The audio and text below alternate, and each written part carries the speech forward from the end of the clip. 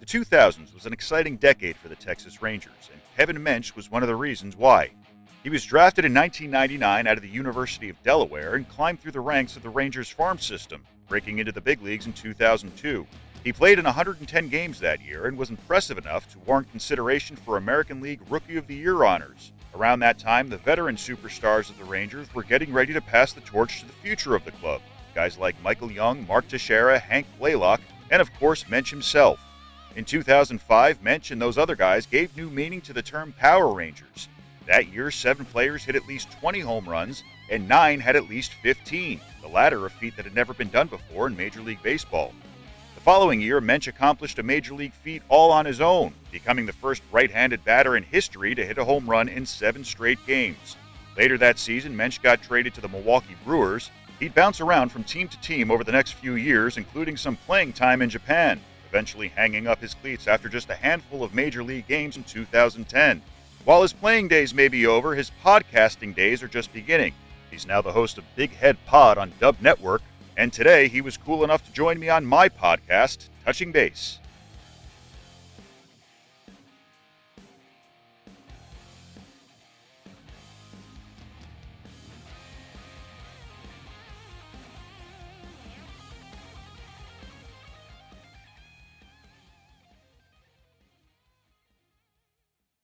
Listen, thanks for rolling with the punches. I know it was a pain in the ass to kind of coordinate all this, but we finally got it. I know you're busy with your podcast, which is awesome, by the way, and I want to talk a little bit about it as we, move along through the interview. But I want to start. I know I sound like a broken record when I ask this question because I ask it to all the players to start. But what got you into the game of baseball? Did you have any early influences?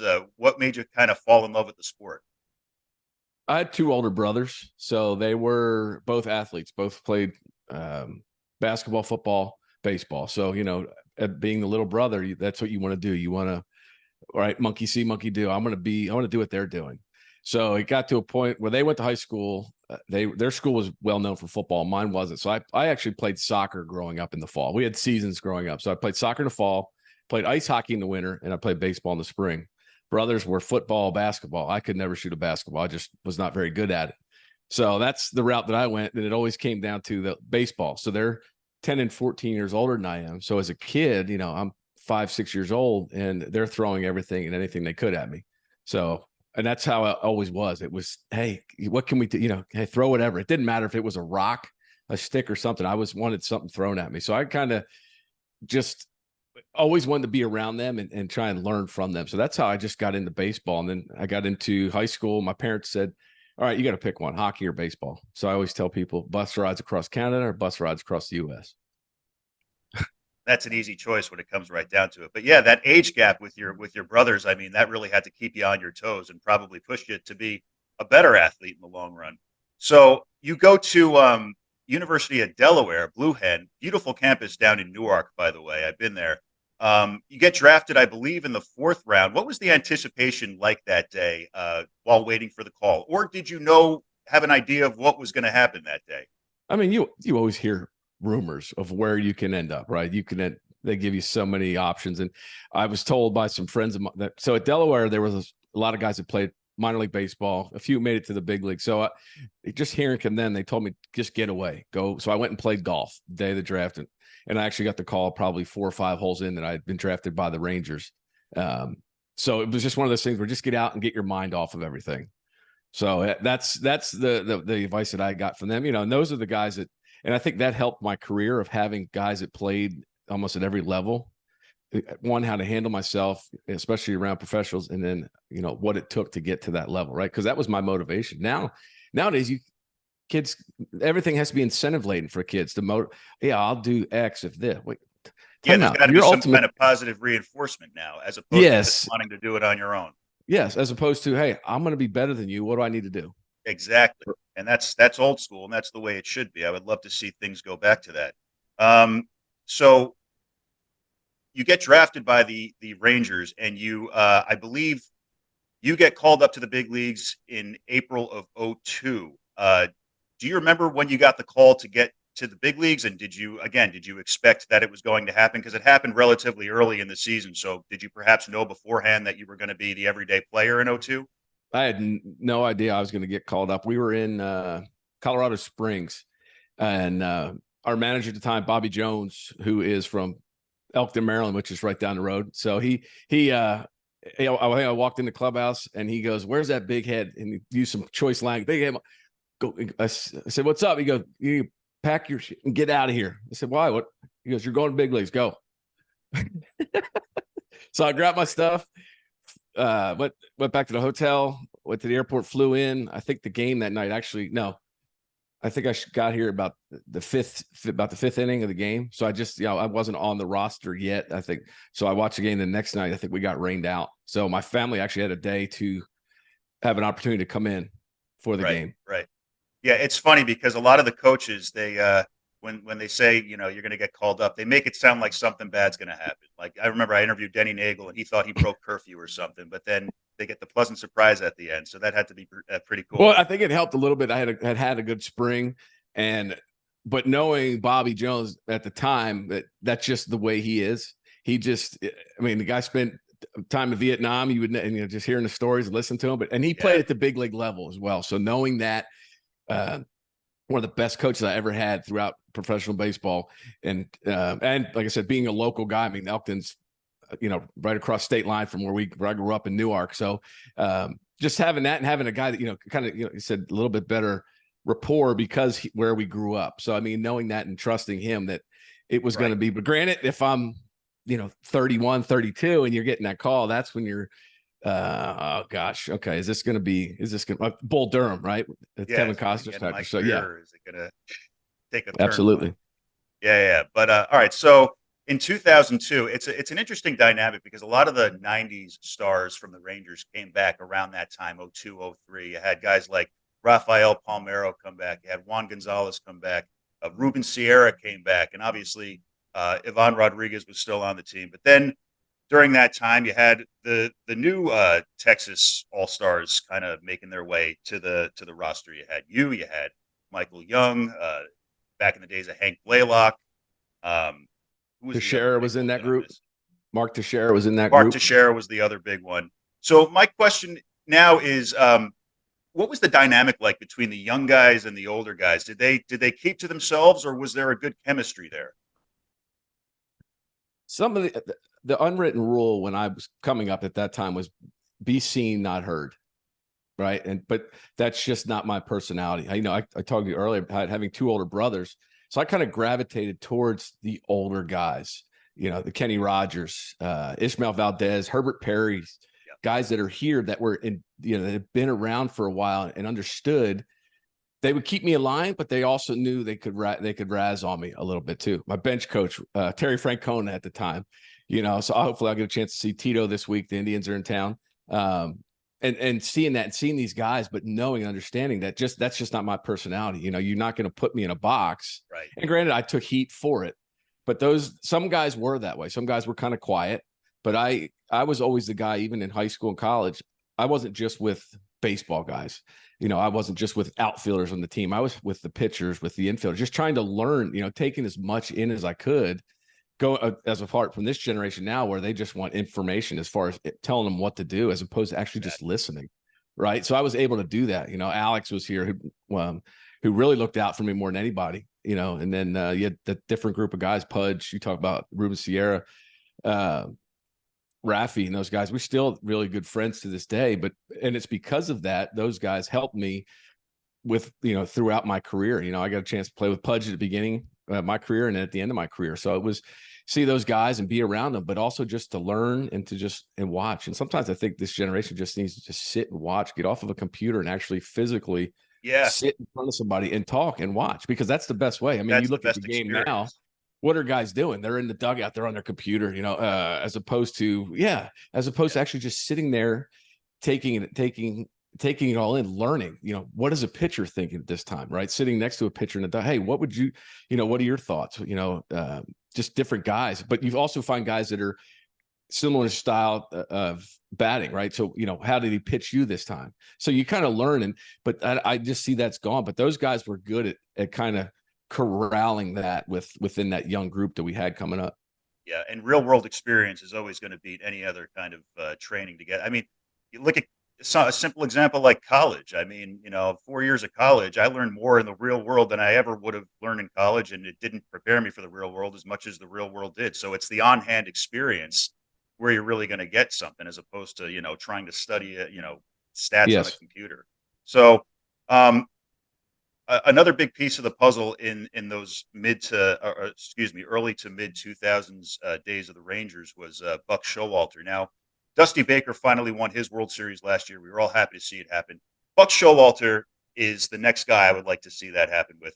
He's got such a storied career in the major leagues. Never even played a major league game, but he's such a smart baseball guy, from what I heard. What was it like playing for him, and what was he like as a person and as a baseball intellect? It, he's a different dynamic. Buck knows the rule book in and out. He is great as far as the rules, the book, as far as knowing what goes on, how to handle it. It's just, you see the managers that have success, that win championships at the major level, are guys that played at that level. They know what guys go through on a daily basis, right? I mean, you talk about Dusty Baker, Bobby Cox, Joe Torre, Dave Roberts, guys. Those guys. And Bucks just seems to get to the cusp of it, and then it's for some odd reason he just can't push through. He can't get For some past odd, that last yeah, hurdle. yeah. Arizona, right, or New York, Arizona, New York, yeah, Texas, or right now the Mets are struggling right now. I mean, they did deal with some injuries and everything else, but I don't know. But as far as just he and I, we kind of butted heads a little bit, but we had a mutual respect. Because it's, sometimes but like I said, you just look at that dynamic of guys that played, that understand what we go through on a daily basis, just, of understand, hey, you're going to have a day off here tomorrow, not coming in going, all right, am I playing? Am I not playing? Hey, you have a day off tomorrow. Don't worry about it. Move on. I don't know how the dynamics are today, but that's just how it was with there. Now I see Buck all the time. But he's just a great guy to have a conversation with. Like I said, probably the most knowledgeable man in all baseball. Yeah, and that's the impression that I got as Yes, well. he just can't seem to get past that ceiling, last hurdle. Yeah. Yep. I forgot about Baltimore too. He was in there. They've just been struggling. They're actually playing well now, and that was a couple managers since he's been there, I guess. So Hopefully. I mean, some experts say the Mets are still in it. I don't know. I'm a Mets fan, and I expect to be let down every year, and so far that's been the case. But we'll see. We'll see what happens. I mean, yeah, it's baseball. Anything can happen. It hasn't happened lately for the Mets, but Buck Showalter's managing now, so maybe that's something good. It is, like I said, it's really buying into the system. Yeah. Of what guys are doing, but it's not a sprint, it's a marathon. It is, and you'll find out here in the next 5-6 weeks. The dog days are coming right now. Right after the All-Star break, through through the end of August, because that's where you really separate yourselves from the other. Is this team really going to be competitive? Yeah. Yeah. Are guys going to start to get tired, or are they going to start to play when it matters? I mean, yep. And guys can see the finish line, right? They can see it from the boys, so to speak. Yes, so sir. In 2005, you guys had a real powerhouse of players. I think 7 guys hit 20 home runs. 9 guys hit 15 home runs. That had never happened before. What was it that clicked about that 05 team that just kept mashing home runs? I think we just had all come into our own as far as the group. I think 2 hit over 30, 6 hit over 20 maybe, or something, because it was what, DeLucci, Gary Matthews, myself, Teixeira, Blaylock. Gosh, who else? I know Barajas had, I think, 15. Yeah, Barajas. I think Wilkerson would have been in that group too. It was a younger, not so much young core group of guys, but just guys that had 3-4 years. You guys had all gotten a few years under your belt by that point, so you were and we were having fun, and that was the beauty of it. I think Brian Jordan and Eric Young were here at the time as well, so we kind of had that veteran presence to keep us in line, but have fun with it. So we had, I think DeLucci was in that group. I think Lance Nix had come up as well. So but that dynamic was there. And it was just, I think we were in it until the last week of the season, which was fun, right? Everybody's into it. Like you guys had like a mediocre record that year, but I mean, offensively, you guys were like a juggernaut. It was unbelievable to see how many guys hit home runs. Yeah. I think Soriano was here too. I forgot about Alfonso Soriano. That's right. Yep. Sori was here as well. So yeah, we had fun. Like I said, we just had fun. The dynamics throughout it. It Yeah. was everybody just kind of clicked well together. What's it like playing in Arlington? Does it get hot down there?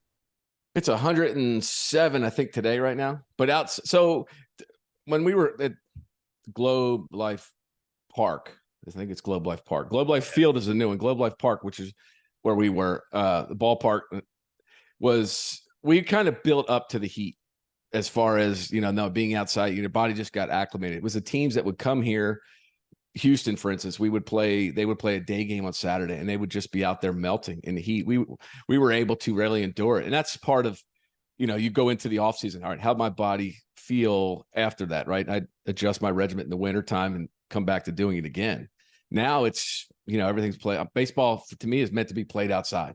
All sports are meant to be played outside, except basketball. Stadiums are retractable domes too. I mean, yeah, but when we were playing, there was a baseball game going on. Yeah. Now there's an amusement park, but there's a baseball game going on somewhere inside That's exactly right.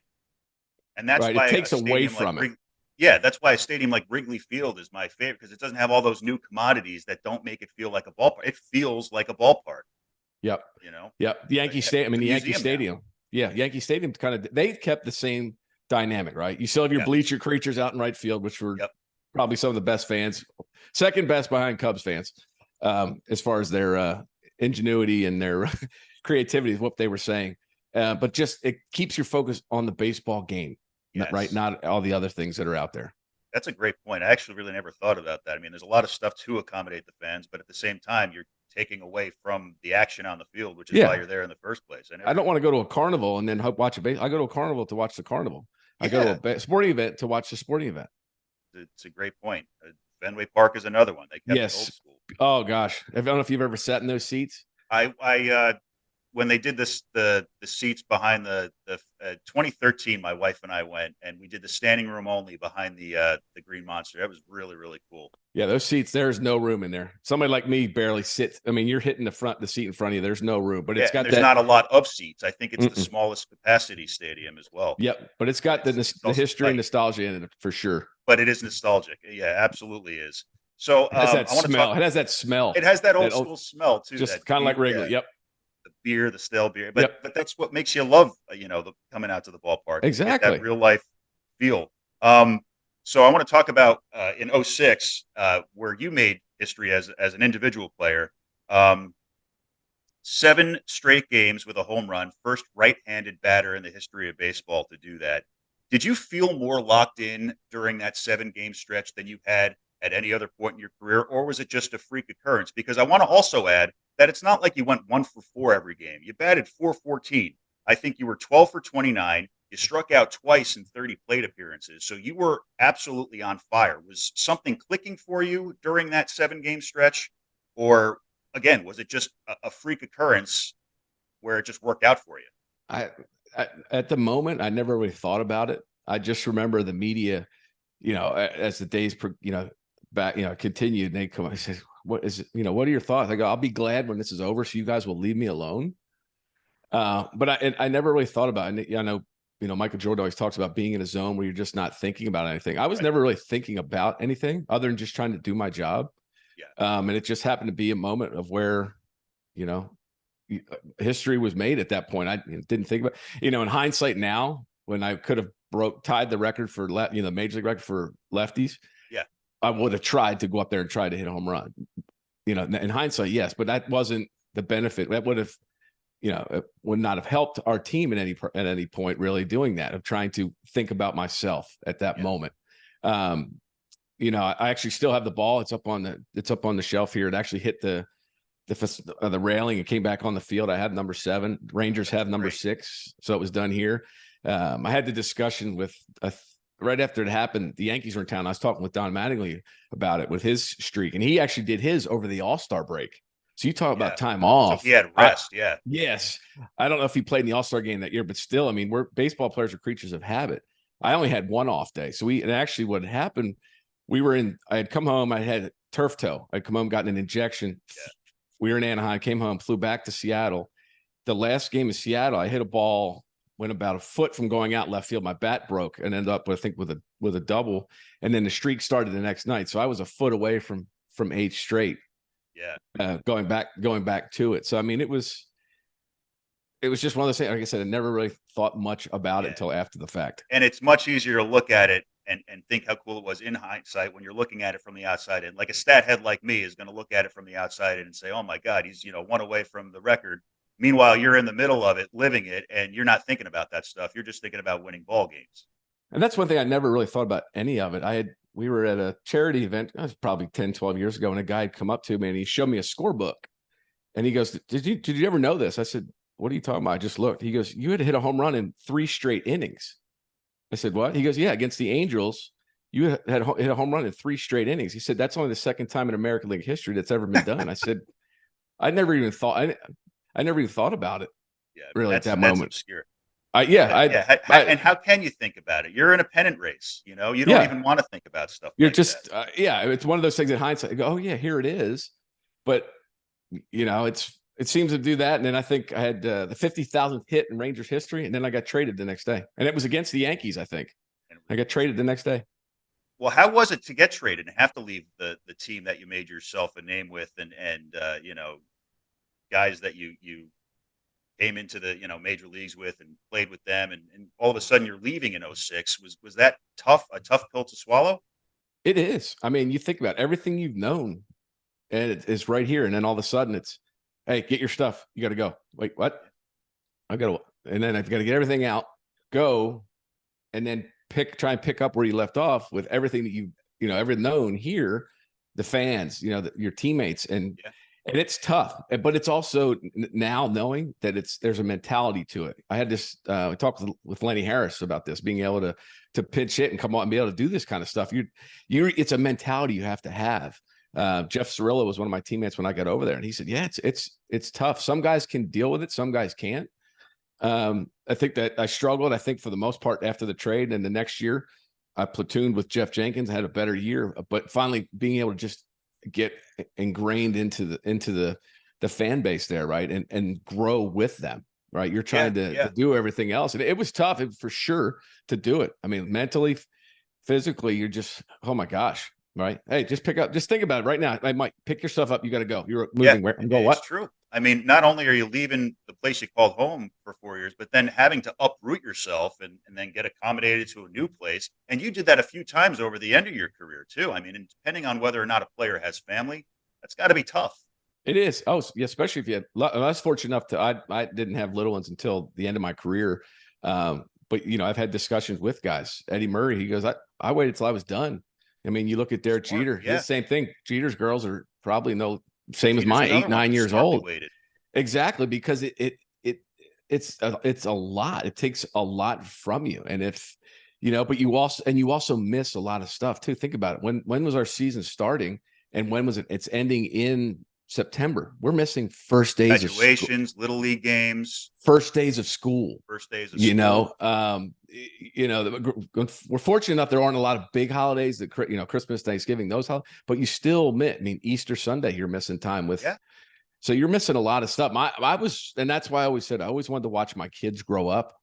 Yeah. I didn't want to be an absent father because I was work doing something else other than so.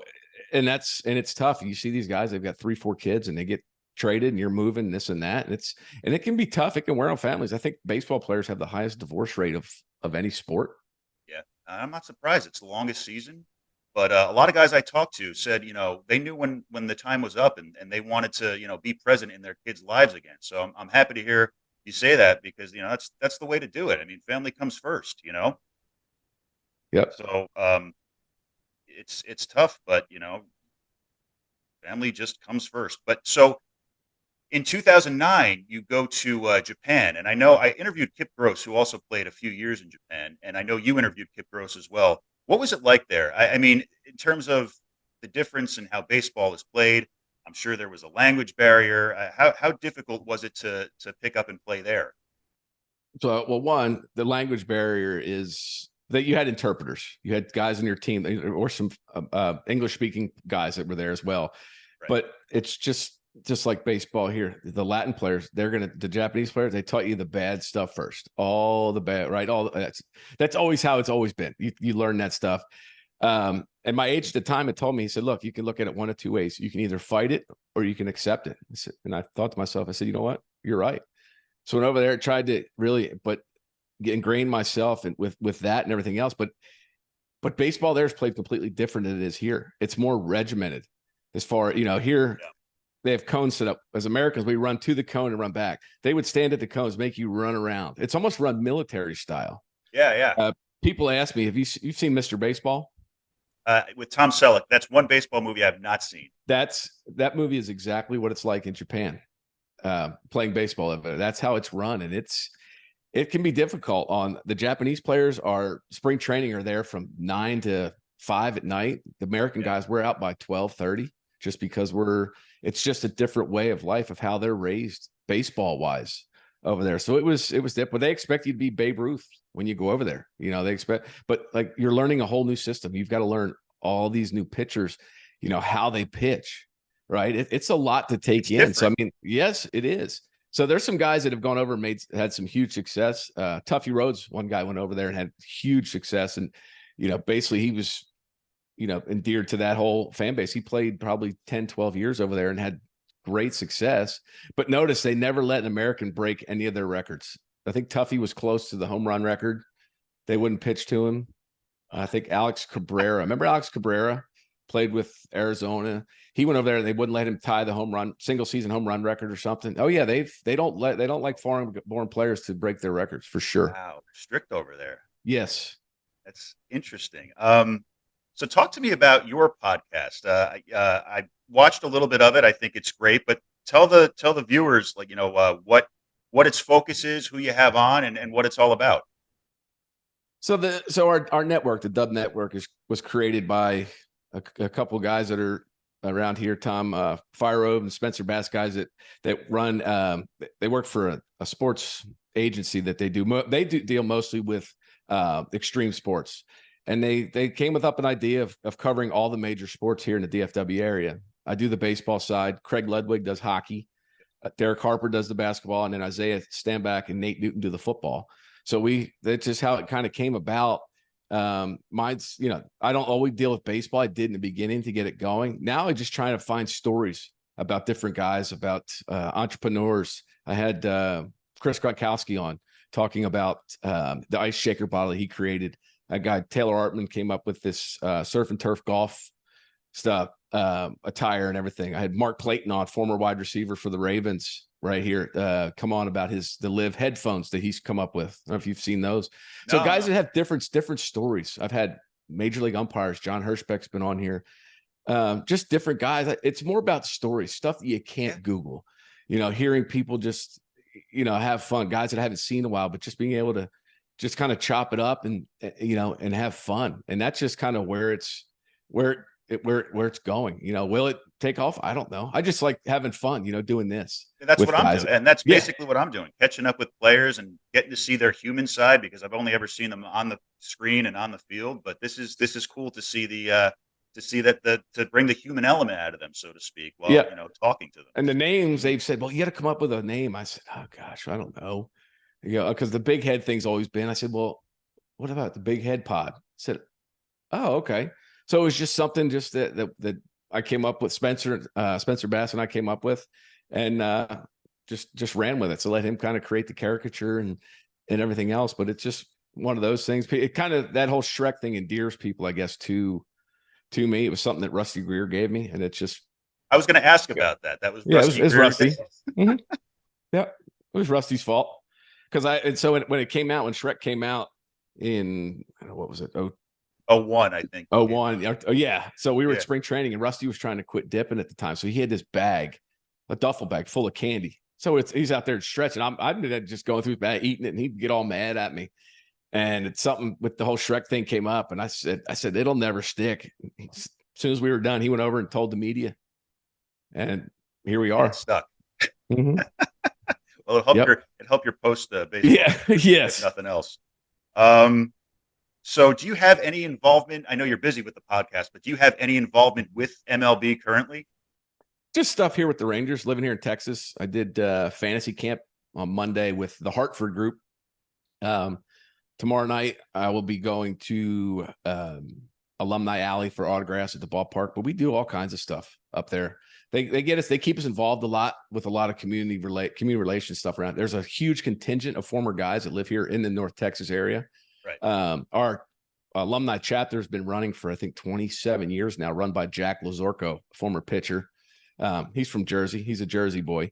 But he's been running it, and he does a great job. We have a big golf event here in October with sponsors, and guys just come out, and we kind of, I mean, that's the time we really all get together and just, sit down and have a good time. It's a great event that he's created, but the Rangers are really good as far as keeping their alumni involved in the community, doing stuff. Cause I mean, there's so many people coming here now.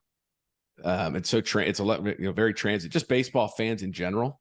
Yeah. Now, so you get to hear a lot of different stories. So yeah, that's great that they keep you involved. So how about the game today? Is there anything that are you one of the guys who is really irked by all these new rule changes? I mean, have the pitch clock this year. I mean, really over the last 10 years. How much time you got? Yeah, exactly. As much as you're willing to give, my friend, because I'm right there with you. They're changing a game that doesn't need to be changed. But what are some of the ones that really irk the hell out of you? The pitch clock, the bases, the fact that you have to come in. They talk about standing. If you want to give somebody a standing ovation, you have to apply for it to make sure that you don't get a pitch clock violation or something violation where you're taking the purity out of it. Yes, they have to come in and say, okay, if a player is going to come in and they're going to do something during the game, but prior to it's fine, but during the game that they're going to give them a standing O, right? The clock's ticking. The clock is and they ticking. almost have to put, yeah. And they said, no, yes, you do. These guys have had to do it. The bases are the size of pizza boxes. It's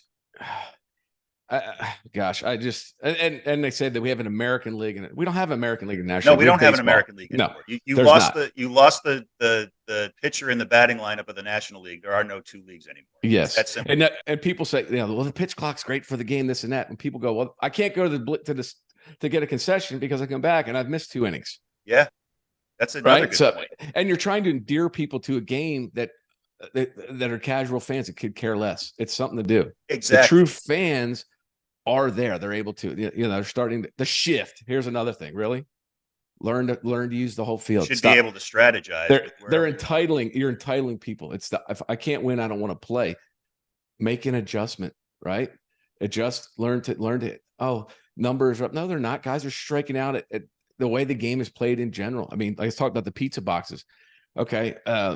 Somebody was talking about De La Cruz the other day, stole second, third, and home. Yeah. I saw okay.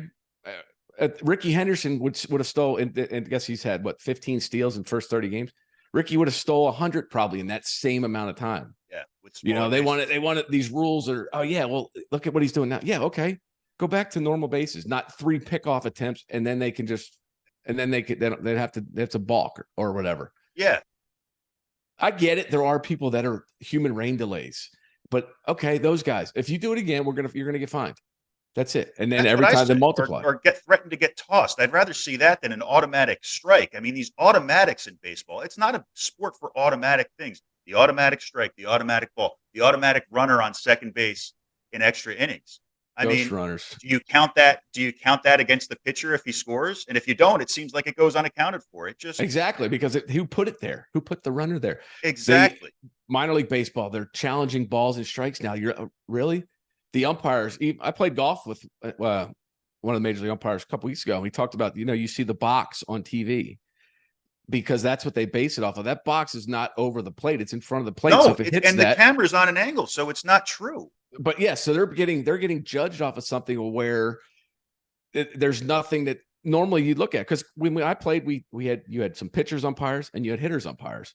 Right. Granted, that before that there were some that were really bad, but they were able to kind of narrow it down and figure it out. And you knew, okay, who's behind the plate tonight? All right, we knew we had to make the adjustment to them. Right, we knew that. We knew who was pitching and everything else. You do that, but now everything's done through. I mean, who's to say now it's going to be done? We're going to have robot umpires. Why even play the game? Let's just go out there. Yeah, it's true. Why even play the game at this point? Like I told you, the purists are just it's just stupid. Why do this to a great game? Why are we starting even, well, let's just look at the game itself. It's almost like there's not a lot of skill. Guys don't go out and pitch. They just throw it as hard as they can. Yeah. Guys don't go out and they don't hit. They just swing the bat. I mean, look at guys striking out. See guys taking more and more pitches because they're just up there guessing.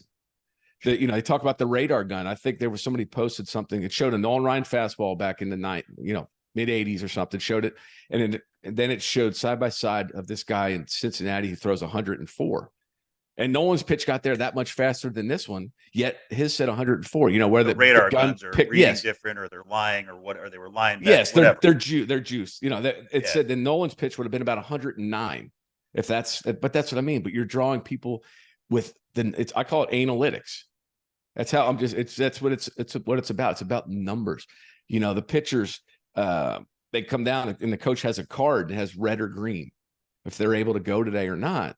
Well, he pitched 3 days in a row or 2 days in a row, but he's not. I'm worried about this damn card. I'm going to go to the player and say, how do you feel?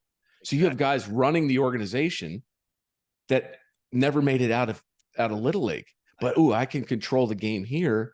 I mean, you look in the dugout, there's 80 people, 7 hitting coaches, 4 pitching coaches. My hitting coach at the time, Rudy Jaramillo, would have beaten the crap out of anybody other than him that was in the dugout that was dealing with hitting. That's just the way it is. You have so much that goes into it. That's what I talk about. These guys it's almost as if they all need pats on the back every time. They're coddled now. I mean, a pitcher, for some reasons, there's something magic about the number 100 when it comes to pitches. You're not allowed to go past 100 pitches or, much further. But look at the great pitchers of the 70s and 80s who used to throw 150 pitches a game. They're the best there ever were. And now they're just, pitchers are being coddled. They're going 5 innings. I guess, their arms are priceless now because they're being paid so much, but they're being enabled and they're being coddled now. Where does that start though? That starts at the youth levels of where these guys are even going into it. And, when I was playing, 25 wins was probably the standard. 30 years ago, it was 30 wins. Now 15 wins. Yeah. And it's probably going to be a bullpen guy that wins the Cy Young who's got 100+ innings pitched because these starters aren't going very long. And they go in there and they just go out there and just throw it as hard as they can. And that's it. And you wonder why there's injuries to these guys. Granted, there are guys that can still go out there and pitch. Yeah. Your Verlanders, your Scherzers, Clayton Kershaw. But those are your old school guys. And granted, there are some of the new ones. Yeah. But they're few and far between. And that's the thing. And so you look now of it's either an old school, which is team, or new school, which is me, right? How many followers do I have? And look at the teams that are having success are the old school guys. I mean, look here in Texas, Bochy's. I had this discussion with Boch during FanFest at Boch. I said, I love it. These guys, bringing that old school mentality, and the guys have seemed to bought into it, right? Because it's that, Mike Maddox is pitching coach. Tony Beasley's been there forever. Guys that are old school that are trying to keep it out. I mean, look at the Dodgers. Dave Roberts, same way. Booney in New York. Buck with those guys, it's those guys they've been around. Yes. And and that's the thing. Rocco Baldelli in Minnesota, guys that I played, but that's what they're trying to do. This new school. Look at me. Let me see how many home runs I can hit and strike out 400 times. But why am I going to pay a guy $250 million to hit 200 and lose 107 and lose 107 games? Why? No, gone are the Kenny Loftons, guys that get on base, right? Yeah. Doing the small ball. Yeah. That stuff's gone. That's what I mean. It's yes, but that's just what's being taught. Right. It's what the fans want to see. The fans will trade the 60 home runs for the 200 strikeouts, I guess. I don't know, but you watch the World Baseball Classic and people are glued to their TVs for 3-2 ball games. Yeah. Yeah. But the true fans will like the real ball games. And baseball is the only sport where analytics have basically destroyed it. Yeah. You can't really in football or basketball, or especially hockey. They're just this. You can't spin rate this, and I mean, you go to a ballpark and you look. I feel like Zach Galifianakis in The Hangover, where he's all those numbers are running through his head. I just want to watch a game. Where's the radar? I can't even find a radar gun now. There's so many numbers. Where's the radar gun? I'm looking all. Where do I look for this? I want to see how. I mean, I don't even trust that though either. Some of the guys throwing 104 miles an hour. it read different in the '80s than it does now. What can you trust? I mean, there's inconsistencies all over the place. I can go on But forever about this. That's just you get me started. It's get me on my soapbox. yeah, make it you can make a whole episode out of it on your podcast, or maybe a whole series out And of I it. do. I like talking to. There are some Yeah, guys that have kind of bought into some of it, yeah, and some haven't. I think I just saw Manfred. But players want to change the pitch clock to give them more time in the playoffs. Now where the rules are changing as the game goes on during the season.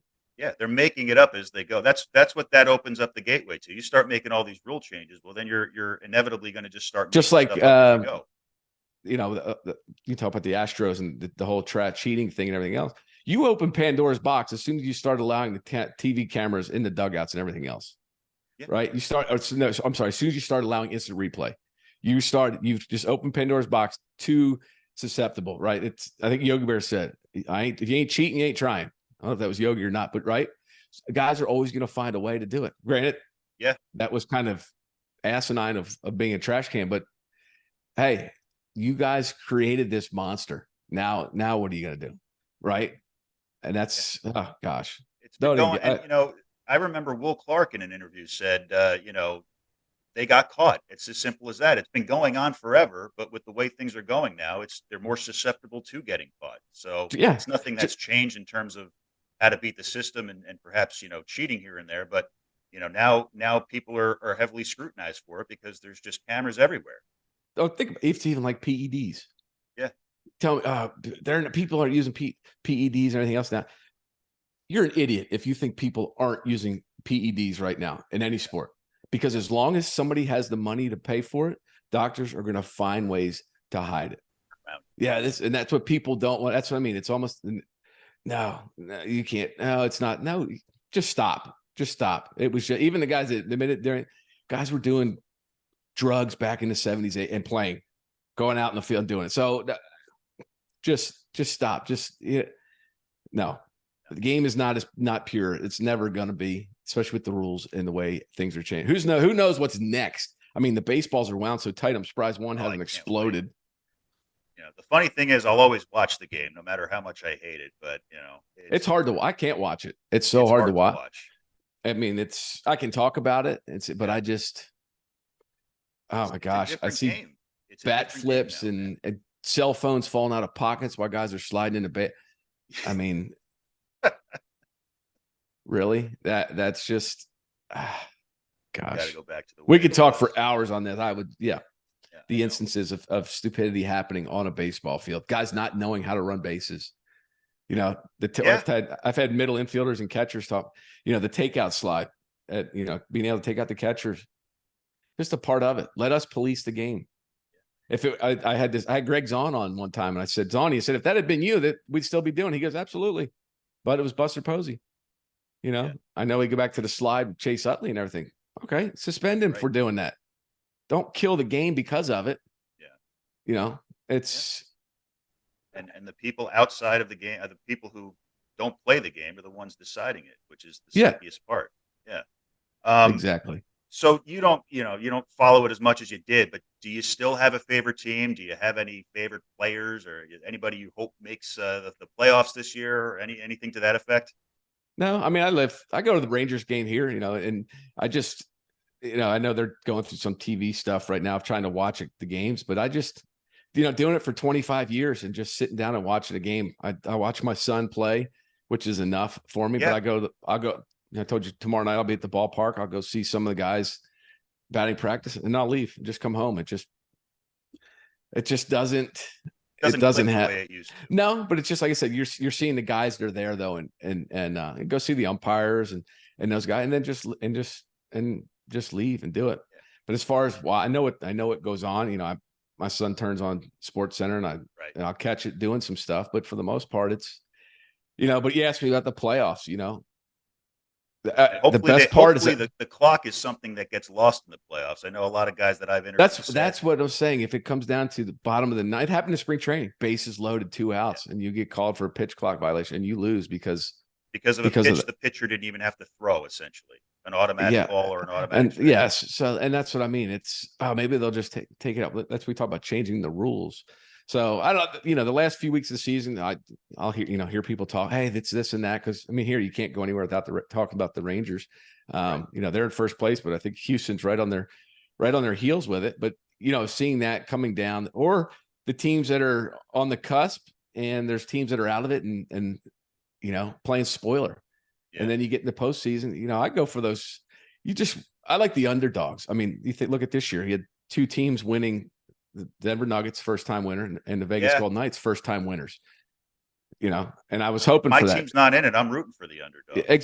Exactly. Just because you want teams that had never won it to get experience that. So in hockey, you were going to have a first time winner. Basketball would have been. So, and that's the beauty of it. You see it. And I think what it shows, especially in hockey, for one, is the parity of how good these teams are. I mean, Vegas, 6 years, they went in the Stanley Cup. Their first year, they're in a final. Seattle Kraken, right? They made it to the conference semifinals this year. That's Bettman's done a great job with that. You see that now. I mean, now basketball, the same thing.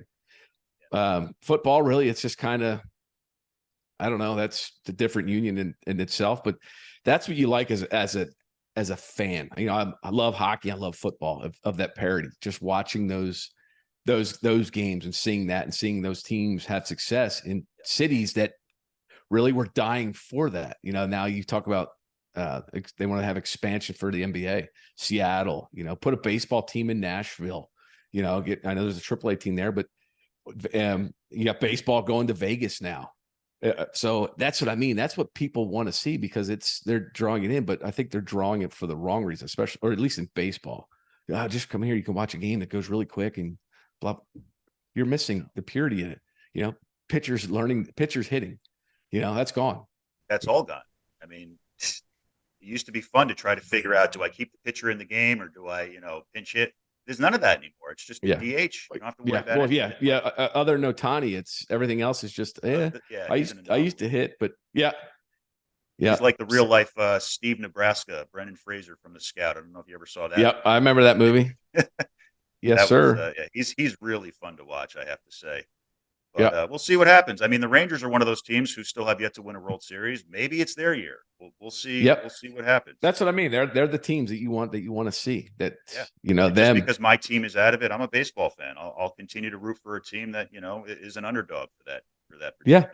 Oh yeah, I think they posted. I don't know what I was watching, but they just showed all the teams that had never won. We're starting to get down to almost single digits for every sport that haven't had a winner. I know football, I think, probably has the most. But you go through it and you just see these, it's fun though, because that's what draws the fans. These teams that was it a couple years ago in the English Premier League, was it West Ham, where they were like 4,000 to 1 odds to win the English Premier League and they won the whole thing. They won it. Yeah. Yes. I mean, that's the stuff that you write you write movies about, but that's the fun stuff because really, you're coming from that to do that. And that's, It's also how good. Like DraftKings and PointsBet make all their money. Oh, I know. Maybe they should start doing that in professional sports here, relegating the worst teams. Yeah. They do it in soccer, and that's teams from, you hear people talk teams tank and doing this and that. Yeah. I'm sure there is, just like the collusion. Oh, there's no collusion. Yeah, right. Come on. Right. We're not stupid. Well, anyway, man, listen, thanks so much for doing this interview. All the best to you and your podcast and continued success. And it was really great getting to know you and talk about your career. And I will stay in touch, my friend. Yeah. Check it out. Tell everybody to check it out. The dubtalks.com and the Big Head Pod. And I'm on social media. Social media and everything. Just Kevin Mench 28.